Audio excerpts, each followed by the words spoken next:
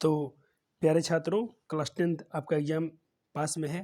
देखिए, अब आपको क्या करना चाहिए, उम्मीद करता हूँ आपने अपने सिलेबस कंप्लीट किए होंगे, अपने बुक पढ़ लिया होगा, कोई बुक आपका छूटा नहीं होगा और 1-2 बुक के अभी कुछ चैप्टर के रिवीजन से बच गए होंगे तो उसको आप ज़रूर पढ़िएगा। और अब देखिए आपको करना क्या है मेन काम, अभी आपको खाली बुक आपको हाइलाइट्स में रिवीजन करना है, बहुत तेज़ी में बुक को रीड करना है आपको। उसके अलावा जो आपने नोट्स बनाए आपको नोट्स को बहुत मतलब अच्छे डीपली पढ़ना, ज़्यादा अपने नोट्स को पढ़ना है। और तीसरा काम आपको करना है, ये क्वेश्चन बैंक जो आता है जिसमें पूरे पेपर जैसा आपका पेपर आता है उसको आपको सॉल्व करना है। जितना आप क्वेश्चन बैंक करेंगे आपके लिए बेनिफिट है। देखिए, अगर अगर आप कोई टीचर से आप पढ़ते हैं यूट्यूब पे, चाहे कोई भी क्लास करते हैं, कोई टीचर आपको कुछ क्वेश्चन गेस करता है तो हम लोग इसके आधार पर करते हैं, क्वेश्चन बैंक के आधार पर। और इसमें से ही क्वेश्चन बहुत सारे पूछा जाता है। तो जितने पर यूट्यूब पर पढ़ा रहा है सब, ये क्लास वो क्लास, उसमें सब देखिएगा आपको टीचर तुमसे क्वेश्चन बैंक ही आपसे करवा रहा है। तो मैं कहता हूँ कि आप मेरे वीडियो बहुत छोटे छोटे होंगे, मतलब ज़्यादा हम समय उसमें लेंगे नहीं, फटाफट क्वेश्चन दिखाएंगे, आप तेज़ी में कीजिएगा। मैं समय का बहुत ये पक्का आदमी हूँ कि समय आपका बहुत कीमती होता है, बच्चों का समय बचना चाहिए। लेकिन बाकी चैनल पर जाइएगा, बहुत सारे यूट्यूब चैनल वाले हैं आपसे समय डेली वेस्ट कर रहे हो, डेली वही क्वेश्चन में पढ़ाते हैं घिसा पिटा हुआ, लेकिन आपको ये नाम से वो नाम से है वही चीज़। मैं नहीं बोलता हूँ, बस एक बार देख लीजिए, ये अब देखने का समय है, अब जब आखिरी का समय में चल रहा है, आप क्वेश्चन बैंक कीजिए। तो चलिए आज हम लोग शुरू करते हैं हिंदी का सीरीज, ठीक है। मैं कोशिश करूँगा सारे क्वेश्चन बैंक, जितने टारगेट क्वेश्चन बैंक दिख रहे हैं सारे क्वेश्चन बैंक आपको यूट्यूब पे करा दिया जाए। बहुत है, इतना अगर कर लेते हैं तो 70-80% आपको क्वेश्चन इसमें से आने ही आने हैं। और आपने बुक पढ़ा होगा, अपने क्वेश्चन में अपने नोट्स बनाया होगा, तो आप 100 में 100 करने वाले हैं। ये आपको बहुत राहत देने वाला है। चलिए, तो आज हम लोग ऐसे करते हैं, हम 2022 से उल्टा चलेंगे, हम लोग 2022 से रिवर्स आएंगे, क्योंकि जो पैटर्न अपना 18 के बाद से है वो एक जैसा है। तो चलिए हम लोग पहले प्रथम पाली चालू करेंगे 2022 का, फर्स्ट सेटिंग देखेंगे। और मैं आपको क्वेश्चन बड़ा दिखने के लिए थोड़ा ऐसे रखूँगा, आपको क्वेश्चन दिखेगा, आप पहले आप ही क्वेश्चन का आंसर कीजिएगा, फिर मैं आपको आंसर का सोल्यूशन भी दिखाऊंगा या खुद उसका आंसर बताऊंगा। चलिए, क्वेश्चन नंबर 1 क्या है। क्वेश्चन नंबर 1 पूछा है आपसे, भारतीय संविधान का निर्माता किसे कहा जाता है। सब बच्चे बच्चे को पता होगा, पहला ही चैप्टर आपका होता है अपना हिंदी में है, गोधनी में श्रम विभाजन और जाति प्रथा चैप्टर भरा होगा, जिसको अपने भीमराव अम्बेडकर ने लिखा है। ये उनको ही भारतीय संविधान का निर्माता कहते हैं, क्योंकि उन्होंने ही भारतीय संविधान को लिखने में और बनाने में बहुत उनकी भूमिका है। दूसरा साहब है, सेन साहब की 5 लड़कियां कैसी थी। उदंड, नासमझ, मूर्ख, सुशील। सुशील थी, बहुत होशियार लड़की थी वो। चलिए मैंने कैमरे को अच्छी तरह सेट कर दिया है कि आपको क्वेश्चन बहुत बड़ा बड़ा दिखेगा और आपको क्वेश्चन करने में बहुत सुविधा होगी और आपको क्लियर भी दिखेगा, ठीक है ना। चलिए, आपने बहुत अच्छा से अपने सबने आंसर किया। कमेंट में आप जिस क्वेश्चन का आंसर लिखना चाहें तो कर सकते हैं, या अपने मन में ही आंसर करते चलिएगा। चलिए ठीक, और इस वीडियो को आप क्या कीजिएगा, एग्जाम से एक दिन पहले जरूर देख लीजिए, मैं पूरा क्वेश्चन बैंक ही कराने वाला हूँ। चलिए देखते हैं आज हम लोग कितना कर पाते हैं, जितना हम लोग का दिल करे उतना करते हैं। हो सकता है 2 शॉट में या 1 शॉट में इसको कर लें तो बहुत बेहतर है। चलिए, क्वेश्चन बहुत गिरेंगे ऑब्जेक्टिव। तीसरा क्वेश्चन, यूनान और रोम के संपूर्ण साहित्य से कहीं अधिक विशाल है। संस्कृत भाषा और साहित्य, उर्दू साहित्य, जर्मन भाषा और साहित्य, रूसी भाषा और साहित्य। चलिए क्वेश्चन का आंसर कीजिए पहले आप। चलिए, बहुत बच्चे ने सही आंसर किया, आप भी सही किए होंगे। संस्कृत भाषा और साहित्य, जो ये संस्कृत भाषा और साहित्य है, सबसे मतलब यूनान और रोम के संपूर्ण साहित्य से क्या है अपना, ये कहीं बहुत अधिक विशाल है। अगला क्वेश्चन देखते हैं 4 नंबर, नाखूनों का बढ़ना किसका परिणाम है। ये क्वेश्चन बहुत इंपॉर्टेंट है और इसको बहुत बार पूछा गया है। इच्छा, मनुष्य की अंधविश्वास, सहजवृत्ति का, सफलता का और असफलता का। जल्दी से फटाफट पहले आप 4 का आंसर करेंगे, फिर मैं आपको आंसर उसका अनाउंस करने वाला हूँ। चलिए, अब बता रहे हैं हम, आपने जो भी सोचा होगा अपन मन में, जो बच्चे ने कमेंट किया होगा अच्छा किया होगा, इसका बी आंसर सही होगा। 4 का बी सही होगा कि मनुष्य की अंध सहज वृद्धि का, ठीक है ना। चलिए, आप बहुत अच्छे स्कोर कर रहे हैं। 5 नंबर क्वेश्चन देखिएगा, कह रहा है कि हिंदी तथा इसकी विविध बोलियां किस लिपि में लिखी जाती हैं। खरोष्टी, सौरसेनी, देवनागरी, कन्नड़। ये बहुत अच्छा क्वेश्चन है और आपको इसका आंसर पता भी होगा, उम्मीद करता हूँ, और आपको पता होना भी चाहिए क्योंकि आप एग्जाम के बहुत करीब में हैं। तो बहुत बच्चे ने सही पकड़ा इसको। ऑप्शन सी होगा देवनागरी, और दुनिया की अधिकतम भाषाएं देवनागरी में ही लिखी जाती हैं। 6 नंबर क्वेश्चन कर रहे हैं, मित्र मिलन शीर्षक कहानी का संग्रह किसकी रचना है। देखिए, मैं इस पर आपको एक वार्निंग देना चाहता हूँ, अब बड़े भाई होने के नाते, कि जब भी आपकी क्वेश्चन, ये रचना वाला क्वेश्चन जो होता है कहाँ से लिया गया, इसके लिए आप क्वेश्चन बैंक पे ज़्यादा आश्रित मत रहिएगा। इसके लिए मैं एक 100% इलाज बताता हूँ इसका, 100% इसका क्वेश्चन कभी आपसे नहीं छूटेगा।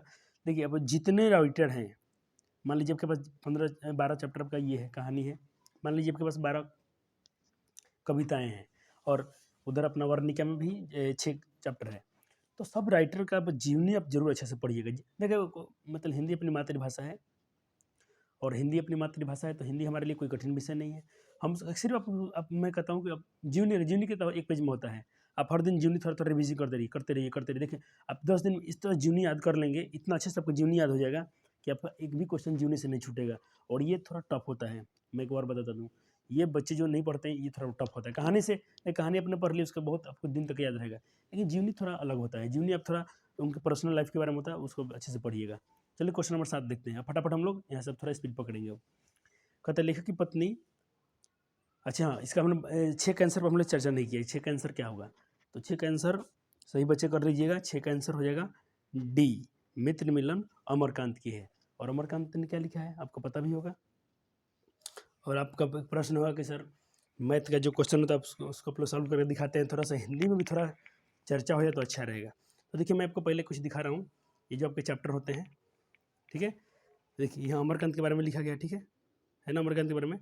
और ये जरूर आप उसको उनकी जीवनी पढ़िएगा सारे राइटर का। पहले तो आपको ये याद होना चाहिए, बहुत बच्चे को इसी में फंसते हैं उनको जो उनका राइटर है और उन्होंने क्या लिखा है, पहले आप इसको याद रखिएगा हिंदी में। जैसे पहले हम बताते हैं कि भीमराव अम्बेडकर ने क्या लिखा है, श्रम भोजन और जाति प्रथा, ये क्या है, निबंध है, ठीक है। पीछे क्या है, कहानी है। भारत से हम क्या सीखे, भाषण है। लिखने राइटर का नाम इस साइड में है, ठीक है ना। इस तरह ये आपको जुबान पे होना चाहिए। और देखिए ये जो मैंने अमरकांत की जीवनी खोला है, थोड़ा यहाँ पे डिस्कस कर लीजिए मैथमेटिक्स की तरह, लेकिन इसमें क्या है थोड़ा आपको दिखाना ही चाहिए, और अच्छी बात है दिखाना आपको। देखिए जो अमरकांत की कहानी और संग्रह उपन्यास है, कहते जिंदगी और जोक, देश, जिंदगी और जोक, फिर लिखा है देश के लोग, मौत का नगर, मित्र मिलन, ये आपसे पूछा है, कुहासा आदि कहानी संग्रह है, ये इनकी कहानी संग्रह है। सूखा पाता, ठीक है। तो इस तरफ देखिए क्या कीजिएगा, बस यहाँ समझ लीजिएगा राइटर की जीवनी हो गया, आराम से बस डेली 2-2 जीवनी पढ़िएगा, 2 राइटर की जीवनी, एक कविता के, कहानी का। पर देखिए मैं बोलता हूँ आप हिंदी में 100 में 100 करेंगे, और जो बच्चा हिंदी और संस्कृत में आप अच्छा स्कोर नहीं करते हैं तो फिर आपका पढ़ना बेकार हो जाएगा, ठीक है। तो चलिए हमने इनका बहुत अच्छी तरह देख लिया कि मित्र मिलन कहानी जो संग्रह था वो किसका था, अमरकांत का था, ठीक है। ऑप्शन बहुत सही है इसका, आपने डी जिस बच्चे ने बताया होगा। चलिए लेखक की पत्नी के रिश्तेदार किस दिन आए थे। अब चलिए ये आप तो सब बच्चे को पता होगा कि जिसने चैप्टर पढ़ा होगा, बताइए 7 नंबर का आंसर क्या होगा। 7 का आंसर बताइए फटाफट, 7 का आंसर हो जाएगा, बताइए फटाफट बताइए पहले 7 का आंसर क्या होगा। हाँ सही, रविवार। क्या था, रविवार। लेखक की पत्नी के रिश्तेदार किस दिन आए थे, रविवार के दिन आए थे। चलिए और ये शायद इस चैप्टर का ही होगा। लेखक की पत्नी के रिश्तेदार किस दिन आए थे, ये आपको शायद पता होगा कि ये किस चैप्टर का होगा, ये बहादुर चैप्टर का ही होगा। अगर किसी ने अच्छे से इसको पढ़ा भी होगा तो उसको पता होगा ये कहानी। चलिए अब हम लोग चलते हैं, तो लेखक के पति के रिश्तेदार किस दिन आए थे, रविवार के दिन आए थे। अब बात करते हैं फिर जीवनी से आगे क्वेश्चन। लेखक रामविलास शर्मा कब तक भारतीय प्रगतिशील लेखक संघ के महामंत्री रहे। बहुत डिफिकल्ट क्वेश्चन हो जाएगा जो बच्चे थोड़ा जीवनी नहीं पढ़ते होंगे, तो ये मैं आपसे सलाह दूंगा, बार बार आपसे यही बात कहूँगा कि आप उसको जरूर पढ़िएगा। तो 8 नंबर का आंसर पहले फटाफट कीजिए। रामविलास पासवान, पहले आपको ये बताना चाहिए किस चैप्टर के लेखक है, तो परंपरा का मूल्यांकन जिस बच्चे ने पढ़ा होगा उस चैप्टर का ये है।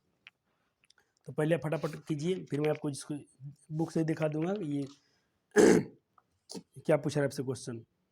क्वेश्चन है कि रामविलास शर्मा कब से कब तक भारतीय प्रगतिशील लेखक संघ के महामंत्री रहे हैं। मैं जीवनी पढ़ने के लिए क्यों बढ़ रहा हूँ, इसमें से क्वेश्चन बनाने के लिए एग्जाम में कुछ, ये तो पेपर पिछले साल का है, तो बिल्कुल इसी पैटर्न पे आपका इस साल का पेपर होने वाला है। हाँ थोड़ा क्वेश्चन बदले जाएंगे। देखिए इस बार आपसे क्या पूछा गया है, ये ना पूछा गया है, देखिए लाइन में पढ़ के सुना रहा हूँ आपको, और अपने पकड़ भी लिया होगा कौन सा लाइन में पढ़ाने जा रहा हूँ। देखिए यहाँ पर लिखा गया है कि संस्था कब बने रहे, और 1974 ईस्वी में सेवानिवृत्त हुए, नहीं रिटायर हुए, सर्विस से रिटायर हुए। उसके बाद लिखा है 1949 से 1953 तक रामविलास 1949 से 1953 ईस्वी तक रामविलास, मैं थोड़ा बड़ा में दिखा रहा हूँ आपको जी, भारतीय प्रगतिशील लेखक संघ के महामंत्री भी रहे। उनका निधन 30 मई 2000 को हुआ। तो कब से कब 49 से 53, अब देखें तो फटाफट मारिए तो क्वेश्चन को एकदम जल्दी से आंसर। 49 से 53 कहाँ दिख रहा है आपको? ऑप्शन बी में दिख रहा है कि नहीं दिख रहा है? तो देखिए क्वेश्चन सरल आपके लिए कब हो जाएगा? जब उसको सिर्फ पढ़े होंगे। बहुत अच्छे, बहुत अच्छे। और मेरे भी जो कोचिंग के लड़के हैं ऑफलाइन वाले, बहुत बच्चे ने मतलब किताब को पढ़ा होगा। मतलब कुछ बच्चे थोड़ा सा जो है अच्छे से नहीं पढ़े, लेकिन बाकी 90% बच्चे ने अच्छे से सिलेबस अपना ख़त्म किया है। वो लोग बुक बहुत गहराई से पढ़ें, अभी बुक पढ़ भी रहे हैं और वो पढ़ते भी रहेंगे। ये मैं उन बच्चों के लिए बता रहा हूँ जो थोड़ा कम पढ़ना चाहते हैं, बिल्कुल पढ़ना नहीं चाहते हैं। मैं उनको बोल रहा हूँ कि सिर्फ आप क्वेश्चन बैंक पढ़िए, लेकिन देखिए इसमें आपको याद नहीं करना पड़ेगा, याद करते करते थक जाएंगे। तो सबसे अच्छा है कि किताब ही पढ़ लीजिए, ज़्यादा याद रहेगा। चलिए 9 नंबर क्वेश्चन पे आते हैं। द्वंद्वात्मक भौतिकवाद मनुष्य की चेतना को आर्थिक संबंधों से प्रभावित मानते हुए उसकी स्वाधीनता स्वीकार करता है। यह पंक्ति किस पाठ से ली गई है? अब देखिए ये तो कितना डेंजरस हो जाएगा। और मैं थोड़ा पढ़ने और पढ़ाने में थोड़ा अलग टाइप से इंसान हूँ, और मैं आपसे थोड़ा सा बड़े भाई होने के नाते आपसे एक सलाह देना चाहता हूँ। जब भी हम आपसे पढ़ने आइएगा, बुक जरूर खोल के बैठिएगा। मैं क्वेश्चन बैंक खोल के नहीं बैठ रहा हूँ, बोल के बैठ रहा हूँ कि क्वेश्चन बैंक खोलिए और उसको मिलाइए अपने क्वेश्चन बैंक से। कुछ नहीं, आप एक बुक और एक हाईलाइटर, ठीक, हाईलाइटर या पेंसिल आप जो भी रखना चाहे रखिए। हाईलाइटर थोड़ा अच्छा लगता है देखने में। तो चलिए इसको खोजिए जल्दी से फटाफट। जो बच्चे मेरे तेज तरफ होंगे फटाफट इस चैप्टर खोजेंगे, और कहाँ से है बताइए जल्दी हमको। चलिए बच्चे ने खोज लिया होगा, और मैंने भी आपको मैं दिखाते चल रहा हूँ। मैं भी आपके साथ साथ पढ़ने वाला हूँ इस साल। मैं भी पढ़ूंगा और आप भी पढ़ेंगे। थोड़ा सा मैं कैमरे को ऊपर कर लेता हूँ कि ताकि हमको पढ़ाने में थोड़ा अच्छा लगे, सुविधा हो जाए। 1 मिनट आप थोड़ा ऐसे ही रहिए, थोड़ा सा वीडियो हिलेगा।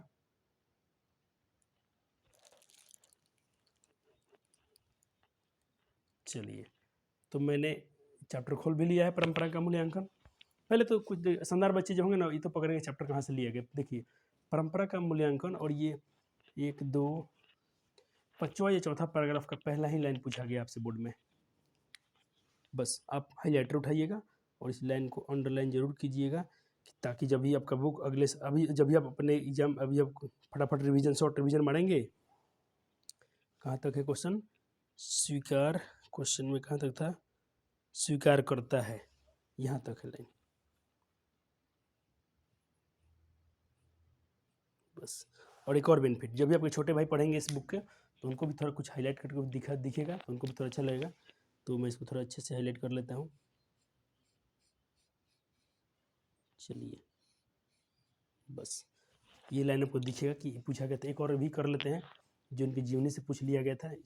ऐसे जीवनी में तो हर लाइन पॉइंट इसका इंपॉर्टेंट होता है। इसमें आप क्या हाईलाइट करेंगे क्या नहीं करेंगे मुझे तो नहीं आता है समझ में, लेकिन जो भी बच्चे एक अभी जो हम लोग पढ़ रहे हैं उसको हाईलाइट करना चाहे तो आप ये कर सकते हैं। क्वेश्चन पूछा गया है कि वे कब तक मतलब ये महामंत्री बने रहते, तो यहाँ तक, ठीक है, 1949 से लेकर 1953 तक। तो 2 क्वेश्चन भी हमने हाईलाइट किए। जो पिछले क्वेश्चन थे उसको भी आप कर लिए होंगे, और आपको करते चलना है। चलिए आगे चलते हैं। क्वेश्चन, नेपाल में बिरजू महाराज के रिश्तेदार, अभी क्वेश्चन आपको थोड़ा छोटा दिख रहा है क्या? थोड़ा सा नीचे।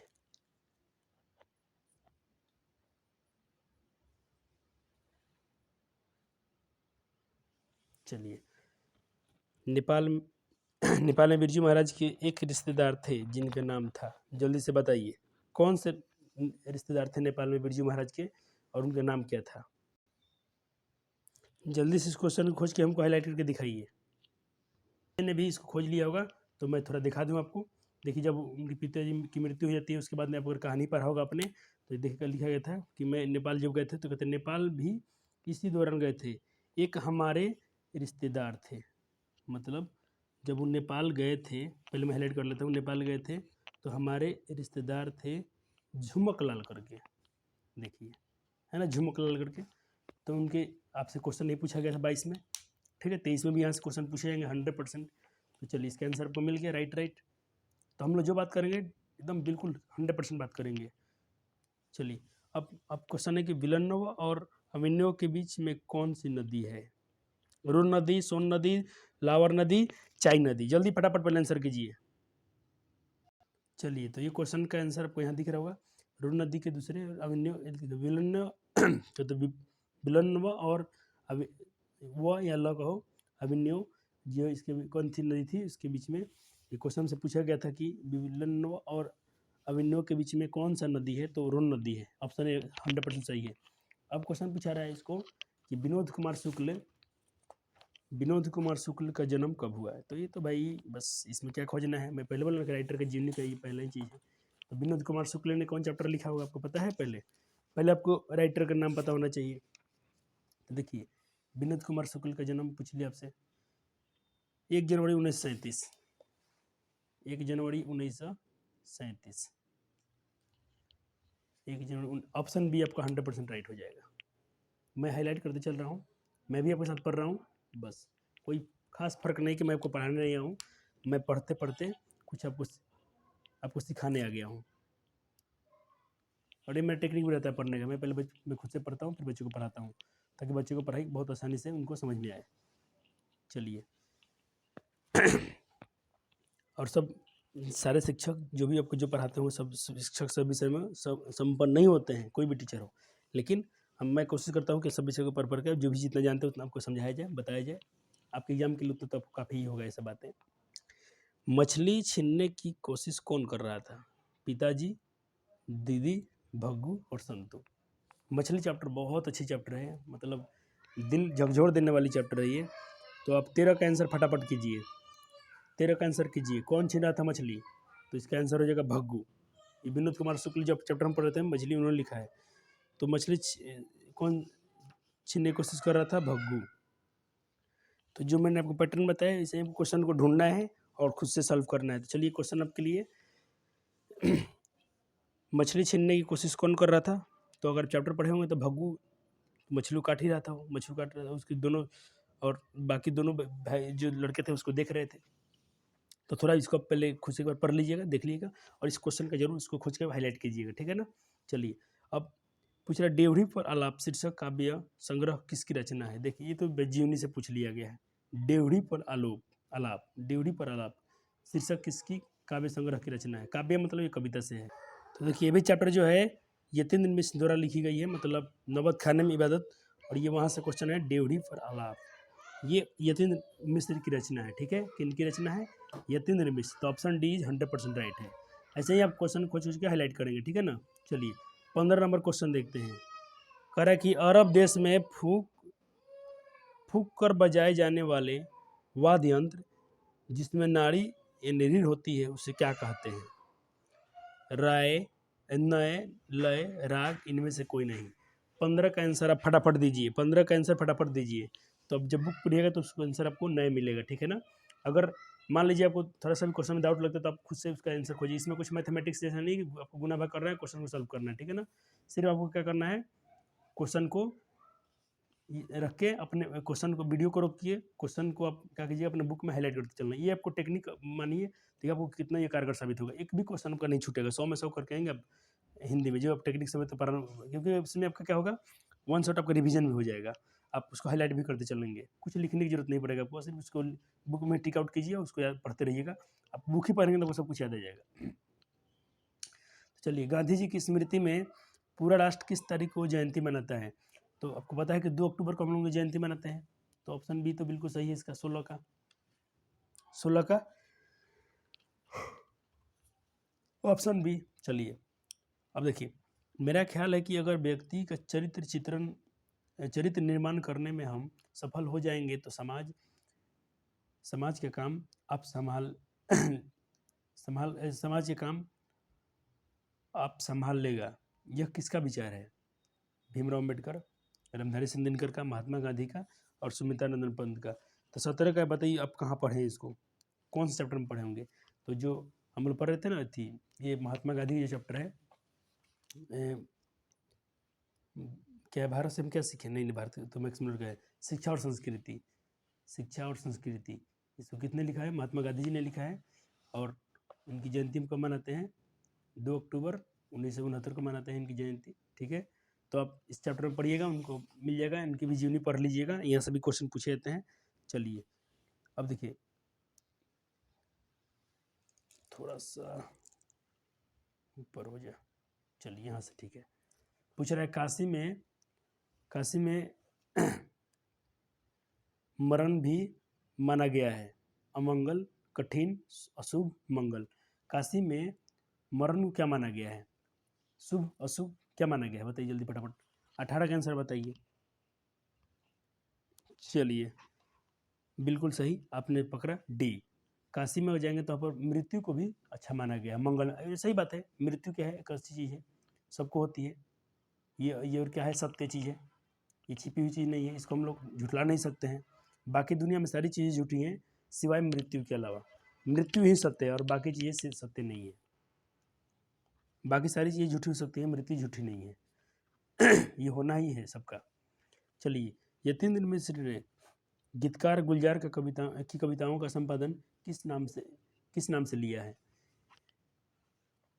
यतीन दिन मिश्र वाले चैप्टर में पढ़ रहे थे, क्या बोलते हैं अपने यतीन दिन मिश्र इनके थे नौबत खाने में इबादत। तो बताइए इसका आंसर क्या होगा, उनकी जीवनी से क्वेश्चन है। देखिए उनके बारे में लिखा है, यतीन मिश्र की जीवनी के बारे में लिखा है कि संपादन यार जुला है के नाम से संपत्ति। जो गीतकार गुलजार थे उनकी कविताओं का संपादन किससे, यार जुला है। यानी ऑप्शन ए क्या होगा, बिल्कुल इसका 100% बिल्कुल। अगर आपने बुक में इसको पढ़ लिया, हाईलाइट कर लिया, तो बस उस पर आप एकदम टिक जाइएगा। उसमें कोई दोहरा नहीं, कोई मैथमेटिक्स नहीं है, कोई ट्रिक नहीं है, कोई उसको बनाना नहीं है, क्वेश्चन को सॉल्व नहीं करना है, सिर्फ बुक को आपको पढ़ लेना है और आपको एकदम अपनी मातृभाषा है, आपको अच्छा नंबर दे के जाएगा। ऑप्शन ए 100% राइट है।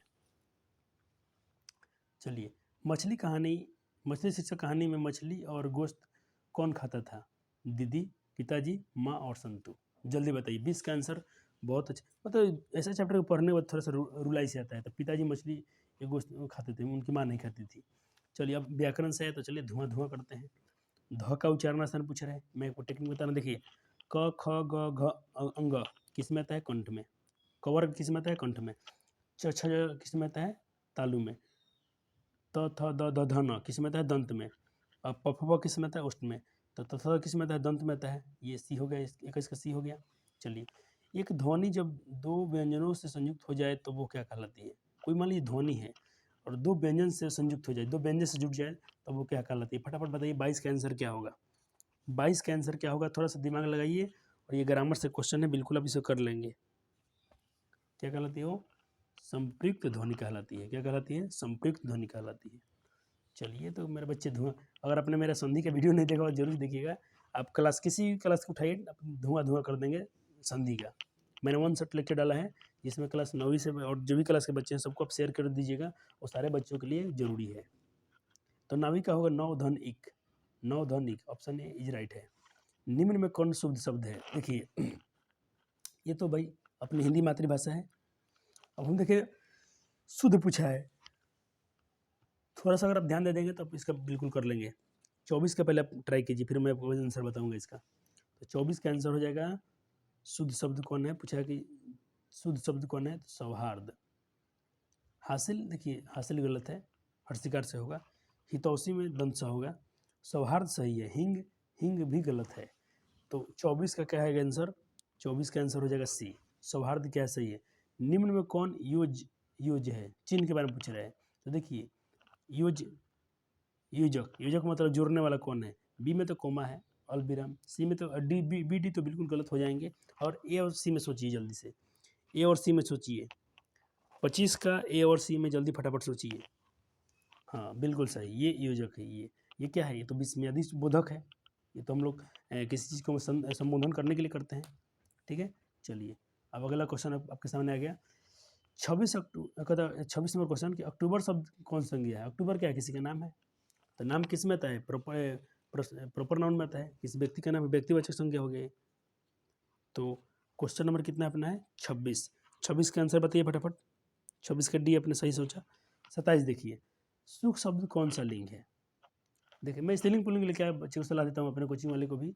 अब ग्रामर थोड़ा आपको पढ़ना चाहिए, जितना ग्रामर थोड़ा जाए इस टॉपिक में जाइएगा, लिंग निर्णय में वहाँ देखिएगा, बहुत आपको इसमें डाउट क्लियर हो जाएगा। तो सुख शब्द क्या है, तो सुख शब्द है आपका सुख शब्द आपका हो गया पुल्लिंग है। सुख होता है, सुख होती नहीं, सुख होता है। ठीक है, फिर भी थोड़ा आपको डाउट लगता है तो मैं एक बार आपको आग्रह करूँगा कि आप जरूर इसको बुक से पढ़िएगा। ठीक है ना, बुक से आपको ज़्यादा क्लियरिटी इसमें मिलेगी। चलिए कुछ मुहावरा देख लेते हैं। लोगों ने चोर को, अच्छा कारक है, कारक से क्वेश्चन आ गया। लोगों ने चोर को मारा, किस कारक का उदाहरण है? 28 का आंसर पहले फटाफट आप करेंगे, 28 का आंसर करेंगे तो देखिए आपने कारक चिन्ह याद किया होगा, कर्ता ने कर्म को है ना, कर्ता ने कर्म को, तो यहाँ पर कर्म कारक हो गया। भिक्षा शब्द क्या है? तत्सम तद्भव है, तो इसके लिए तो हमने क्लास में हम लोग पढ़ ली हैं, कोई बच्चा अपना बता सकता है भिक्षा बताइए क्या है। तो इसको मैं मोटा मोटा बता दूँ आपको। देखिए अगर संस्कृत का वर्ड आपको दिखे तो उसको आप तत्सम कहिएगा, और हिंदी का दिखे तो तद्भव कहिए। जैसे मैं आपको बात दो एग्जाम्पल दे रहा हूँ, क्योंकि हम लोग तो यहाँ पर क्वेश्चन में डिस्कशन कर रहे हैं, मैं आपको कोई टॉपिक पढ़ाने नहीं बैठा हूँ, फिर भी थोड़ा सा बताता हूँ। जैसे देखिए मैं दो शब्द का नाम ले रहा हूँ, अग्नि और आग। तो अग्नि क्या है? संस्कृत जैसा लग रहा है ना, बिल्कुल संस्कृत का वर्ड है, तो अब तत्सम कहेंगे। और आग क्या है? संस्कृत से हिंदी हो चुका है, तो उसको तद्भव कहिएगा, ठीक है। चलिए 29 का आपने आंसर क्या बताया? बिल्कुल सही, तत्सम है। भिक्षा जो होता है तत्सम होता है। और एक और याद रखिए, ठीक जहाँ जहाँ आपको अक्षर दिखे, अक्षर वाला शब्द तत्सम में आता है। बाघ शब्द का स्त्रीलिंग बताइए क्या होगा? तो बाघ ही के बाघिन के बघनी के बाघुन, बताइए जल्दी फटाफट। बाघ शब्द का स्त्रीलिंग क्या होगा? 28 नंबर, 30 नंबर सॉरी। चलिए बिल्कुल सही, बाघिन होता है, बाघ का बाघिन होता है। और 31 नंबर देखिए, मैं आप ही चला आता है, कहता है कि मैं आप ही चला आता था, मैं आप ही चला आता था, यानी मैं अपने आप ही चला आता था, किस सर्वनाम का उदाहरण है? मैं अपने आप ही चला आता था, आप कहता कि मैं आप ही चलाता था, यानी मैं अपने आप ही चलाता था, ये किस सर्वनाम का उदाहरण है? 31 का आंसर बताइए। चलिए बिल्कुल ठीक है, ये निजवाचक है। क्या है? ये निजवाचक है। 30 दिन किस विशेषण का उदाहरण है? देखिए 30 में क्या एक संख्या है, तो आप इसको बिल्कुल आसानी से पकड़ सकते हैं। 32 का आंसर बताइए। और जो भी टॉपिक आपको ग्रामर सारी इसका जरूर आप व्याकरण पलटिएगा, ठीक है ना, नहीं तो आप बहुत फंसेंगे बुरी तरह से। जरूर यही आपसे नहीं पूछाएंगे हो बहुत सवाल। हाँ क्वेश्चन में करते थे, इसमें बहुत सारे, इसमें 70-80% क्वेश्चन आएंगे, लेकिन जो 20% नए क्वेश्चन है वो कहाँ से करीजिएगा आप? तो उसके लिए आपको बुक जरूर पढ़ना चाहिए। तो क्वेश्चन नंबर में, हाँ 32 का आंसर बताइए फटाफट। बाकी क्वेश्चन में किसी में आपको डाउट लगे तो उसका आप कमेंट कीजिएगा, मैं उसको जरूर आंसर देख के आपको बताऊंगा। ऐसे मैं उसका सॉल्यूशन आपको सही से ही बता रहा हूँ, फिर भी आप कहीं पे मिस्टेक हो जाए तब जरूर बताइए कमेंट करके। 32 का आंसर बताइए, 32 का। चलिए बिल्कुल सही। 30 क्या है? संख्या है, तो संख्यावाचक संज्ञा हो गया। अब तो इसमें तो नहीं फंसना चाहिए। उपसर्ग में तो भाई बच्चा भी इसमें हम लोग का मास्टर होता है भी अपने भारत में। परिजन में कौन सा उपसर्ग? उपसर्ग का ट्रिक है, जो लास्ट वाला परिजन उपसर्ग क्या होता है? उपसर्ग पहले लगता है, तो इसका मतलब दो वर्ड इसमें, इसको दो टुकड़े में बांटना है, तो इधर ऐसा वर्ड बांटिएगा लास्ट वर्ड में जो अच्छा वर्ड हो। तो परिजन में अगर हम देखें, परि इधर टाने, परि को इधर कर दें और जन को उधर कर दें, तो परि भी क्या हो जाएगा कि अपना मूल शब्द हो जाएगा। और जन मतलब हम लोग को बोलते हैं कितने जन हैं, 5 जन है, 6 जन है, तो परि भी मूल शब्द हो गया और जन भी मूल शब्द हो गया। तो परि इसका सी, 33 का सी 100% राइट होगा, इसमें कोई शक नहीं होना चाहिए। चलिए 34 नंबर क्वेश्चन के पास चलते हैं। मैं पूरा क्वेश्चन में करा दूंगा यूट्यूब पे, कोई बच्चे को नहीं घबराना है। और कहीं देखिए वीडियो अपने होंगे, इसमें एकदम फटाफट जाएगा, आपको कहीं दोबारा किसी चीज़ मतलब देखने की जरूरत नहीं पड़ेगी। हाँ लेकिन मैं सर अगर कहूँगा कि आप बुक जरूर पढ़िएगा, ग्रामर से ग्रामर का किताब आपके पास होगा ही होगा, उसको थोड़ा देखते रहिएगा, काम हो जाएगा, ठीक है। चलिए बढ़िया शब्द का पढ़ते, बढ़िया पढ़ते पूछा ना, पढ़ते मैं बताया हूँ, लेकिन इसमें दो दो वर्ड बांटिए, एक लास्ट में एक अंत में, जो लेकिन जो पहले से बांटिएगा वो अच्छा वर्ड होना चाहिए। तो बढ़िया में बताइए कौन सा प्रत्यय है? प्रत्यय अंत में लगता है। चलिए बिल्कुल सही। 34 का आंसर क्या हो गया? बढ़िया का पूछा है क्वेश्चन नंबर 34 में, बढ़िया में कौन सा प्रत्यय है? तो ईया। देखिए इसमें हम क्या करना, बढ़ धन ईया, तो बढ़िया, बढ़ को हम अच्छा करेंगे, एक अच्छा बढ़िया नहीं मतलब बड़ा है, बड़ा, और ईया बढ़िया। भाई बहन, समास के लिए तो भाई बिल्कुल सोचिएगा मत, बीच में माइनस दिखे या इसको तोड़ने पर और की भावना है, भाई और बहन, सीता और राम, दाल और भात, ठीक है, दिन और रात, ऐसे जब भी क्वेश्चन आते हैं तो कौन सा तरह समास हो गया? तो ये हो जाएगा आपका द्वंद समास। क्या हो जाएगा? द्वंद समास। चलिए कलंक शब्द का विशेषण क्या होगा? बहुत अच्छा क्वेश्चन है, जैसे ग्राम का विशेषण ग्रामीण, ठीक है, नगर का विशेषण नागरिक, इतिहास का विशेषण ऐतिहासिक। तो इस तरह बताइए कलंक का विशेषण क्या होगा। 36 का आंसर फटाफट बताइए आप, जल्दी बताइए 36 का आंसर। हाँ चलिए बिल्कुल सही, कलंक का हो जाए कलंकित। चलिए अब क्वेश्चन नंबर 37 के पास चलते हैं। कहता कि उसने अपने मित्र की साइकिल खरीदी, इस किस वाक्य का उदाहरण है। देखिए उस इसको भी आप जब भी कहाँ से आ गया, वाक्य चैप्टर से आ गया। वाक्य संयुक्त वाक्य, सरल वाक्य, मिश्र वाक्य होता है, 3 प्रकार के वाक्य होते हैं।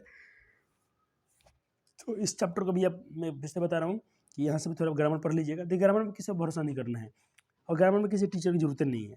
एक बार आप ग्रामर किताब फिर खुद से पढ़ लेंगे ना, तो वहाँ पर जाकर क्वेश्चन बहुत ऐसे रिवाइज कर लीजिएगा, आपका काम हो गया। और देखिए जब बच्चा खुद से पढ़ता है ना, बच्चा बहुत आगे चलता है। संस्कृत में हमने चैप्टर पढ़ा था कर्मवीर के बारे में। जो बच्चा जितना अपने से खुद ज़्यादा मेहनत करता है, जो अपने से खूब सेल्फ स्टडी करता है, उस बच्चे का दुनिया में कोई हराने वाला पैदा नहीं हुआ है। तो चलिए 37 का आंसर आपने क्या सोचा। मैं बिल्कुल समय दे रहा हूँ आपको, परीक्षा में इतना ही समय लीजिएगा, 10 सेकेंड, 15 सेकेंड, 20 सेकेंड, बस उड़ाते चलिएगा। 37 का सी, बहुत अच्छा, सरल वाक्य है। उसने अपने मित्र की साइकिल खरीदी, सरल वाक्य है। अब इस पर हम डिस्कशन करने नहीं आए हैं। हाँ अगर मेरे पास समय बचता है तो मैं ग्रामर का सेशन लाऊंगा और अच्छे से लाऊंगा, उसमें आपको पूरा डाउट वहाँ पर देखिएगा, वीडियो पूरा उखड़ जाएगा चैप्टर। जैसे मेरा संधि का चैप्टर देखिए, कोई आपको दिक्कत नहीं होने वाला है, ठीक है। चलिए 38 नंबर क्वेश्चन, इनमें से कौन शुद्ध वाक्य है, ये तो पकड़ लेंगे आप। शुद्ध वाक्य तो बिल्कुल आप पकड़ लेंगे, कम भारत के हैं और हिंदी हमको बोलने आता है। बोलिए तो कौन सा वर्ड सही लग रहा है। देखिए बी लग रहा है सही है, बोल के देखिए एक बार। तुम्हारा यह कहना है मेरे लिए बड़ी बात होगा, तुम्हारा यह कहना मेरे लिए बड़ी बात होगा, ठीक है, ये शुद्ध लग रहा है। 38, ठीक है। और इसको ए नंबर बोल के देखिए, तुम्हारा यह कहना मेरे बड़ी बात होगी, गलत, ऐसे अटपटा लग रहा है। तुम्हारा यह कहना मेरे बड़ी बात होगी, तुम्हारा कहना मेरे लिए यह बड़ी बात होगी, ये बिल्कुल सही है। तुम्हारा यह कहना मेरे लिए बड़ी बात होगी, ठीक है ना, बिल्कुल मेरे लिए बड़ी बात होगा, ठीक है ना। तो 38 का बी के साथ अब चलिए, बिल्कुल अच्छा है। 39 नंबर, अयोध्या के राजा दशरथ के 4 पुत्र थे, किस पदबंध का उदाहरण है। ये पदबंध थोड़ा लगता है कि लेटेस्ट इंक्लूड किया गया अपने बिहार बोर्ड में। ये पिछले से साल 2 साल से देखने को टॉपिक मिल रहा है, और मेरे छात्रों का कहना भी सर इसको थोड़ा पदबंध पढ़ाइए। मैं बोला हूँ मेरे पास, मैं उनसे बोला हूँ ग्रामर किताब रखा है, थोड़ा सा ग्रामर एक बार खुद से देख लो। समय बनता है तो भी ऑफलाइन में पढ़ाई नहीं किया है, तो हो सकता है इसका मैं ऑनलाइन ही वीडियो लेके चला हूँ। 39 का बताइए क्या होगा। हाँ बिल्कुल सही, बिल्कुल सही। अयोध्या के राजा दशरथ के 4 पुत्र थे, ये संज्ञा पदबंध है। क्या है, संज्ञा, क्योंकि अयोध्या के नाम बता रहे ना, संज्ञा है। अयोध्या के राजा दशरथ है, और क्या है, संज्ञा है, ठीक, बिल्कुल सही। कपरा शब्द का पर्यायवाची शब्द क्या है। देखिए पर्यायवाची शब्द के लिए कोई उपाय नहीं है, इसके लिए आपको किताब का ग्रामर तो पढ़ना ही पड़ेगा। आप मेरे मुंह से एक ही बात सुन रहे हैं बार बार कि ग्रामर पढ़ना पड़ेगा, पढ़ना पड़ेगा, ये आपके लिए बहुत इंपॉर्टेंट बात होगा। देखिए बाकी लोग आपको धोखा दे सकते हैं, मैं नहीं। और देखना मेरा ही बात आपको याद आएगा, सर ने मुझसे क्या बोला था, किताब पढ़ने के लिए बोला था, ग्रामर मैं आपको रटने के लिए नहीं बोल रहा हूँ। आप थोड़ा सा एक बार पलट के देखने में क्या लगता है, थोड़ा सा पलट लीजिएगा ना, आपका 2-3 पेज रिवीज कर लीजिए, आपका एक भी क्वेश्चन नहीं छूटेगा। अगर क्वेश्चन में के सहारे किसी यूट्यूबर के सहारे बैठे हैं तो बैठिए, फिर आप देखिएगा पछताइएगा। चलिए फिलहाल मैं तो आंसर बताने हो तो आंसर बताएंगे ही बताएंगे। 40 का आंसर सी हो जाएगा। कपड़ा को हम लोग पट भी बोलते हैं, ठीक है ना। गुरु, अब चलिए कविता से क्वेश्चन आने लगा। गुरु नानक की रचनाओं का संग्रह किसने किया। 41 का आंसर बताइए, 41 का आंसर बताइए। 41 का आंसर हो जाएगा डी, ठीक है। चलिए बानी कब 20 के समान होती है, तो राम नाम के बिना, बिल्कुल पहले ही चैप्टर का सवाल है हिंदी का। राम नाम वीर थे जोगी जगन्मा, ठीक है। राम के नाम के बिना जिंदगी क्या है, व्यर्थ है, तो वहाँ बानी 20 के समान होती है। तो 42 का ये आपने बिल्कुल सही पकड़ा। 43 का बताइए, कबीर खान किस राजवंश में उत्पन्न हुए थे। मुगल राजवंश, क्षत्रिय राजवंश, पठान राजवंश, और एक है लोधी राजवंश, बिल्कुल सही। 43 बी, बिल्कुल सही, पठान राजवंश में उनका जन्म हुआ था। चलिए अब क्वेश्चन नंबर 44 है, पूछ रहे हैं क्वेश्चन यहाँ पर हम लोग से। अब मैं थोड़ा तेज़ी में चल रहा हूँ क्योंकि आपका समय बचा लिया जाए, लेकिन मैं आपके लिए समय इतना दे रहा हूँ कि आप जरूर, जो नया बच्चा है वो भी अपना बुक खोलेगा, फटाफट उसको धर उसमें अपनी किताब में टिक आउट करते चलेगा, ठीक है ना। और ग्रामर वाले में ग्रामर किताब थोड़ा टॉपिक को नोट मार लीजिए, कहाँ कहाँ से क्वेश्चन पूछा जा रहा है, हर टॉपिक को थोड़ा थोड़ा आपको एक एक दिन समय देकर पढ़ लीजिए, काफ़ी हो जाएगा। अगर मेरे पास समय बचता है तो मैं सारे टॉपिक को क्लियर करा देने की कोशिश पूरा करूँगा, ठीक है, फिर आपका डाउट नहीं रहेगा। प्रीतम नंद किशोर जा दिन के नैनी लगयो, मौन पवन चितचोर, पलक ओट नहीं करी सकी, यह पंक्ति किस कविता से है?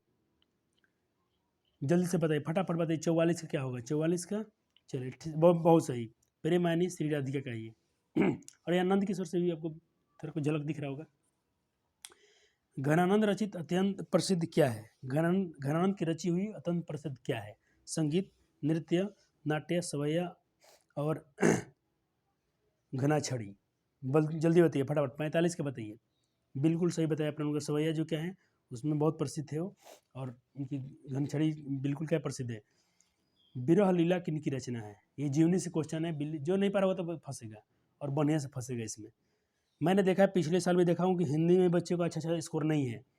50 सब्जेक्ट में 50 हिंदी में बच्चे नहीं कर पाते हैं जो नहीं पढ़ते किताब। इसको आप एक अपने लिए सलाह समझिए, अपने लिए वार्निंग समझ लीजिए, अच्छी बात है। चलिए 46 का आंसर हो गया, बताइए फटाफट फटाफट बताइए।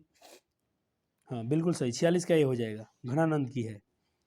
अब क्वेश्चन 47 नंबर, बद्रीनारायण चौधरी प्रेमघन की रचना किस नाम से संग्रहित है? बद्रीनारायण चौधरी की जो प्रेमघन की रचनाएं हैं किस नाम से संग्रहित है? Option A Bharat Saubhagya, option B, option C, option D. जल्दी बताइए फटाफट। 47 बी बिल्कुल सही, प्रेमघन सर्वस्व से है।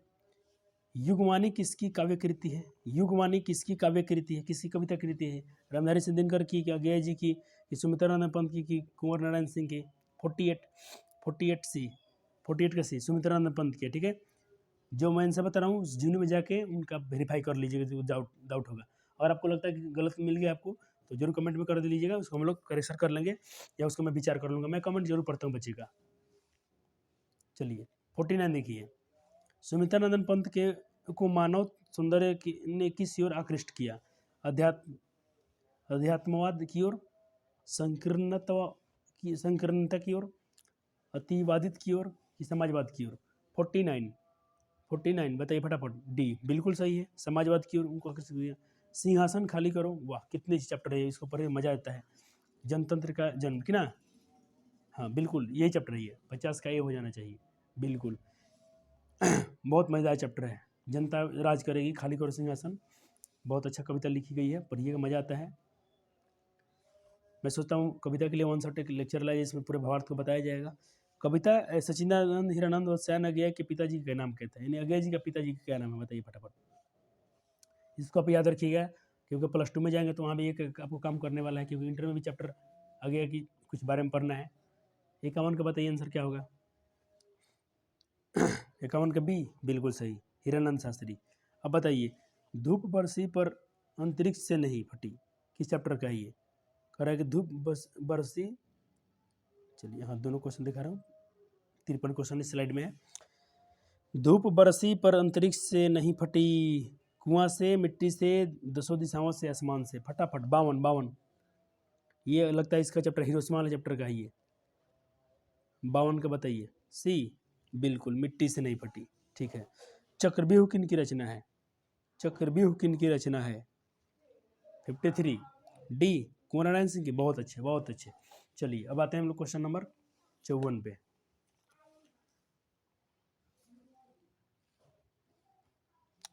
कवयित्री अनामिका के पिता का क्या नाम था? उनके पिता का क्या नाम है? बताइए फटाफट। सी बिल्कुल सही। चलिए, घरे से लुढ़कता हुआ घ किस पर आकर थमक जाता है? अक्षर ज्ञान जो कविता है, क्या आप बताएं, बहुत अच्छा लगता है पढ़ के। देखिए हिंदी तो है ही। आप मैथ बनाते हैं, दिमाग थक गया है, साइंस ने आपको दिमाग खा गया है, आप थोड़ा थक से गए हैं, बिल्कुल आप हिंदी पढ़िएगा, वर्णिका पढ़िएगा। देखिए फिर से आपका दिमाग न्यूट्रल होगा। कोई बच्चा पढ़ के थकेगा नहीं। आप पढ़ के थक गए हैं तो आप एकदम सस्ता किताब पढ़िएगा, एकदम हल्का हल्का किताब पढ़िएगा। हिंदी पढ़ लीजिएगा, थोड़ा वर्णिका पढ़ लीजिएगा, संस्कृत या कोई अलग कथा, कोई भी जो कहानी फेवरेट है उसको जरूर पढ़ लीजिएगा। आपका दिमाग पढ़ते पढ़ते भी न्यूट्रल हो जाएगा, और आपका एक छोटा मोटा जो भी आपका चैप्टर है वो भी आपका रिविजन हो जाएगा। 55 का आंसर बताइए। चलिए डी अंगा पर, चलिए सही है।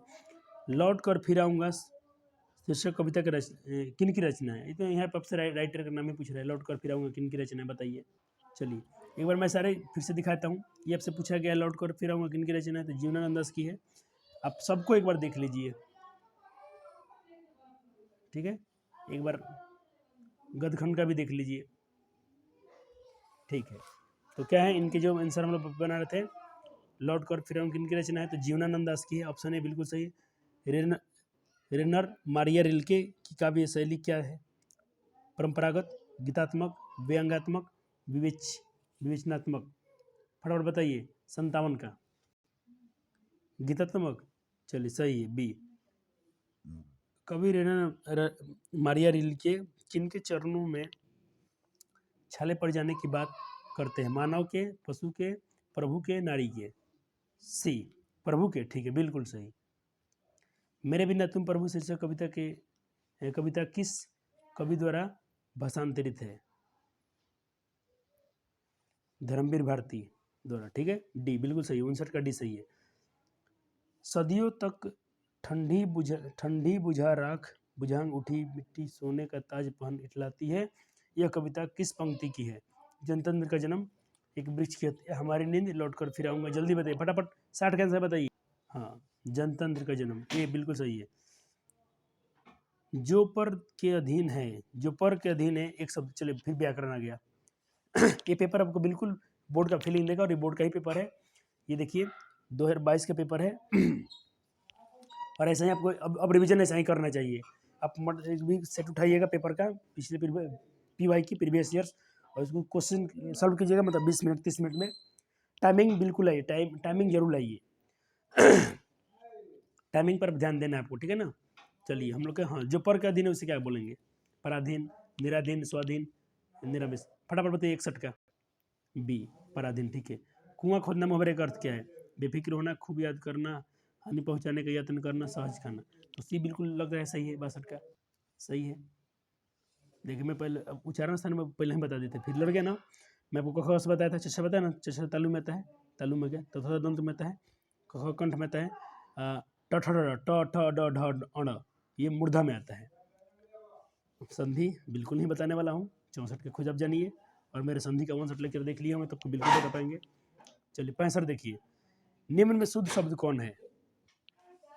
दैहिक, गुप्त, गुणी, तत्व। तत्व तो गलत लग रहा है ना। गुप्त भी सही वर्ड लग रहा है। बताइए जल्दी फटाफट। 62। चलिए तत्व पता है, तत्व मिस्टेक क्या हो चुका है? तत्व में तत्व संयुक्त नहीं है, तो बी बिल्कुल सही है। गिरोह शब्द कौन सा गया है? द्रव्यवाचक, भाववाचक, समूहवाचक। लोग बोलते हैं ना गिरोह में जाके झांको, गिरोह, बताइए फटाफट। हाँ, गिरोह में तो झुंड होता है, समूहवाचक, बिल्कुल सही। नारी शब्द, कहते नारी शब्द है स्त्रीलिंग, पुल्लिंग, उभयलिंग। फटाफट। चलिए ये भी कोई पूछने वाली बात है, नारी है तो नारी है, स्त्रीलिंग है। घर से लौटा हुआ लड़का किस कारक का उदाहरण है? घर से लौटा हुआ, देखिए यहाँ पर जुदाई हो रहा है ना, घर से लौट रहा है, जुदाई हो रहा है ना, बताइए फटाफट। 68, 69।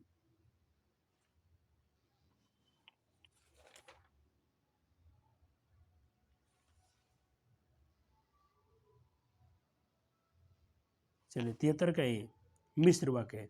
उसने कहा कि मैं निर्दोष हूँ, उसने कहा कि मैं निर्दोष हूँ। कौन सा वाक्य है? मिश्र वाक्य। असुर शब्द का पर्यायवाची शब्द क्या हो जाएगा? देखिए अब इसमें तो दानव होता है, सबको पता है, असुर हम लोग दानव को बोलते हैं ना, तो 74 का बी होना चाहिए, बिल्कुल सही। तो 74 में क्या था? बी था। चलिए अब हम लोग आ गए 75 नंबर पे। एकता शब्द का विलोम है। अब विलोम आ गया, उल्टा बताना है। एकता में क्या होगा? आगत, अनुकांत, उत्कृष्ट, अनिकेता। 75 का आंसर फटाफट कीजिए, 75 का आंसर फटाफट कीजिए। सी, अनेकता, ठीक है। अनेकता, अनेकता मतलब भिन्नता हो जाती है, अनेकता है। एकता का उल्टा अनेकता हो जाएगा, ठीक है ना। जिसके शिखर पर चंद्र हो उसके लिए एक शब्द बताइए, तो चंद्रशेखर। 76 का डी बिल्कुल सही है, 76 का डी सही है, बिल्कुल सही है। 77 में ये आटा शब्द है स्त्रीलिंग, पुल्लिंग, उभयलिंग, बताइए फटाफट। तो 78 का बी, 78 का बी आटा पुल्लिंग है, सिर्फ चांदी को छोड़कर। चांदी क्या स्त्रीलिंग है, बाकी सब पुल्लिंग है। जैसे द्रव्यवाचक संज्ञा, द्रव्यवाचक में सबका जितना जो द्रव्यवाचक संज्ञा है वो सब स्त्रीलिंग होता है, सिर्फ आटा को, उसमें चांदी को छोड़कर। चांदी पुल्लिंग होता है, भले चांदी स्त्रीलिंग होता है, बाकी सब सोना पुल्लिंग, सब दूध पुल्लिंग, आंसू पुल्लिंग, घी पुलिंग, दही पुलिंग, सिर्फ चांदी उसमें स्त्रीलिंग हो जाती है। और ये आटा है, आटा क्या है? तो इसके लिए आटा यहाँ पर यह देखिए आटा, आटा पुलिंग है, इसको वो पढ़ना पड़ेगा। आटा, खराटा, बहुत सी है। पंख शब्द है, तत्सम तद्भव, इसी दो में से बताइए फटाफट कुछ भी। पंख क्या है? तद्भव। चलिए ठीक है। चौड़ाहा, चार है ना, संख्या के ना, तो दीर्घ। उदय शब्द का विशेषण क्या हो जाएगा? 81 का बताइए। डी, उदित, सही है। पानी कौन शब्द है? तो द्रव्यवाचक है। पानी कौन है? तो भाई द्रव्यवाचक है, बिल्कुल सही। पीताम्बर का संधि बीज के दिए, ये भी संधि बीज तो बिल्कुल आपको बताने वाला नहीं हूँ, खाली यहाँ पे आंसर करता हूँ। 83 का हो जाएगा सी, पीतजोराम्बर, पीताम्बर। संयोग का विलोम बताइए। संयोग मतलब मिलन होता है, संयोग का विलोम क्या होगा? 84। तो चलिए वियोग हो जाएगा। वियोग मतलब वियोजन, अभी क्या पर है ना केमिस्ट्री में, वियोजन मतलब बिछड़ना। छत से उतरी हुई लता किसका? कारक से बहुत अच्छा क्वेश्चन पूछ लिया गया। छत से उतरी हुई लता, छत से उतरी है, जुदाई हुआ ना यहाँ पर भी, तो जुदाई है तो क्या हो गया? अपदान। 85 का ये हो गया। चलिए फिर अब आ गए हम लोग वर्णिका में। वर्णिका से 15-16 क्वेश्चन, अब यहाँ से सारे आपके सब के सब वर्णिका से ही क्वेश्चन है। तो पतला किताब है लेकिन आपको 15-16 में दे के जाएगा बिल्कुल आसानी से। तो चलिए हम लोग बात कर रहे हैं 86 से आ गया। 86 का हो जाएगा बी। श्रीनिवास जी का जन्म कहाँ हुआ था? तो कोलार कर्नाटक में। दहीवाला मागम्मा पर चैप्टर पढ़े होंगे आप। लड़का अगर कुछ उधम करता है तो उसे मना करने का हक मुझे नहीं है क्या? ये बात किसने कहा था? तो 87 का आंसर बताइए फटाफट। तो ये नजम्मा बोलती है। कौन बोलती है? नजम्मा। 88 का बताइए।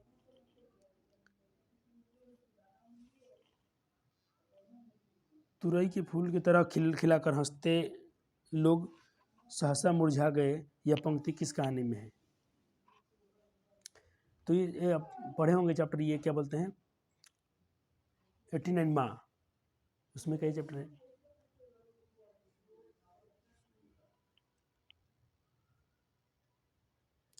अब क्वेश्चन नंबर कितना हम लोग आ गया? 89 हो गया ना? नहीं 89 हम लोग कहाँ थे? 89 का मैं बता दिया था, 88 पढ़ लिए थे ना। हाँ 88 का हमने पढ़ा था, 88 का डी होगा, ढाते विश्वास का। ये और जब बाढ़ आता है तो सब लोग उसमें क्या दह जाते हैं, मर जाते, उसमें कहता है। मैंने आपको 89 का आंसर बता दिया था। 88 का डी होगा। चलिए 89 का हो जाएगा ए। बारी बारी से वही दलई माँ की बांध के वो लोग रक्षा कर रहे थे, देखभाल कर रहे थे कि बार बहुत मजेदार चैप्टर है ये, और कितना इमोशनल चैप्टर था ये। 90 नंबर बताइए। मऊंगी माँ अस्पताल के लिए किसकी उपमा दे रही थी? तो गौशाला की। तो बिल्कुल सही है। मैं थोड़ा आंसर शीट भी मिला रहा हूँ क्योंकि केस में गलत दिया, अभी तक मुझे गलत नहीं दिखा आंसर शीट में। 91 ईश्वर पेटलीकर कहाँ के लोकप्रिय कथाकार हैं भाई? तो सी, गुजरात के हैं। 92 बताइए। 92 धरती कब तक घूमेगी कैसी कहानी है? तो डी, सामाजिक कहानी है। अगले दिन सीता ने क्या कहा भाई? 93 का बताइए। अगले दिन सीता ने क्या कहा था? तो ए, घर छोड़ देगी। पपत्ती क्यों बेहोश हो गई थी भाई? बेहोश क्यों पड़ी थी? 94 का आंसर बता दिए फटाफट। अभी जस्ट हमने वर्णिका खत्म किया है 2-4 दिन पहले, हम लोग 4-5 दिन पर वर्णिका खत्म किए हैं। सी, तेज बुखार का नाम, बहुत अच्छा। मंगू कब से पागल थी? तो बचपन से ही थी, यानी जन्म से ही पागल थी वो। तो डी सही बिल्कुल है। 95 का डी बिल्कुल सही है। चलिए 96 के पास आइए, अब 4 क्वेश्चन बच गया आपका। पागलों के अस्पताल में उपद्रवी मरीजों को कैसे रखा जाता है? 96 का बताइए फटाफट।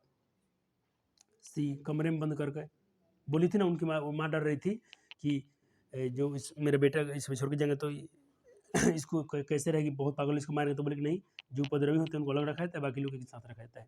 97 मंगू को अस्पताल में भर्ती करने के लिए माँ के पुत्र ने किसका ऑर्डर प्राप्त किया? तो बेटा आया था तो पहले उसने क्या किया था भाई? उसने मजिस्ट्रेट से क्या किया था? ऑर्डर पर ले लिया था। 97 का बी हो गया। 98 का देखिए। हाँ, लक्ष्मी अपनी दोनों लड़कियों और छोटे बेटे को सुलाकर कहाँ गई? तब भी गुहाल में चली गई थी, देख, और बाकी सब सामान हटा रही थी। उसको पता हो चुका था कि भाई ये बाहर आने वाला ही हुआ है, आने वाला है और बहुत भयंकर आने वाला। तो भी कुछ सब माल जाल खोल खोल छोड़ छाड़ दी थी पहले ही, उसको अनुभव हो चुका था क्योंकि बारिश थम नहीं रही थी। 99 का देखिए क्या होगा। अरे अपनी अमीरी दिखाने के लिए रसमलाई भेजी। हाँ, ये जस्ट हम लोग कल परसों चैप्टर पढ़े थे। अभी देखिए कि हम लोग 2-3 दिन 4 दिन पहले ही, आज 26 जनवरी है तो इसके पहले ही हम लोगों ने चैप्टर को फिनिश किया है, 25 तारीख को ही पढ़ा था। तो 99 का क्या हो जाएगा? सी। ये बिरजू की पत्नी पुष्पा ने कहा था। चलिए अगला और अंतिम और आखिरी क्वेश्चन। वल्ली अम्माल से कहाँ के डॉक्टर ने पाबंदी को लेकर मदुरई जाने को कहा था? तो 100 का आंसर हो जाएगा बी। काम के डॉक्टर थे, बोले थे आप जाइए मदुरई, क्योंकि शहर था वो और उसको एक बुखार हुई थी मेनिंजाइटिस करके। कहानी के पूरा अंत में क्या हुआ हम लोग पता नहीं चला, कहानी उतना ही लिखा गया था। देखिए अगर इसमें अगर 100 में 50 सब कर लिए ना, तो आपको हिंदी में 100 में 100 लाने से, 90 प्लस लाने से कोई रुकेगा नहीं। क्यों? क्योंकि देखिए इसको पढ़कर इसी में से आंसर खोजना होता है, बहुत आसान होता है। और इसका मैं नंबरिंग दे दूँ आपको। चलिए 10 नंबर का ये है, 60 नंबर हो गया आपको। एक दो क्वेश्चन को दिखाता हूँ क्या है क्वेश्चन। यही क्वेश्चन पूछा गया है। चलिए मैं हटा दूँ कैमरे से, इसको आपको दिखाता हूँ क्वेश्चन क्या क्या है, दिख उतरिए, क्योंकि इसको भी तो आपको प्रैक्टिस करना पड़ेगा ना लिखने वाला, खाली ऑब्जेक्टिव थोड़ी काम चलेगा।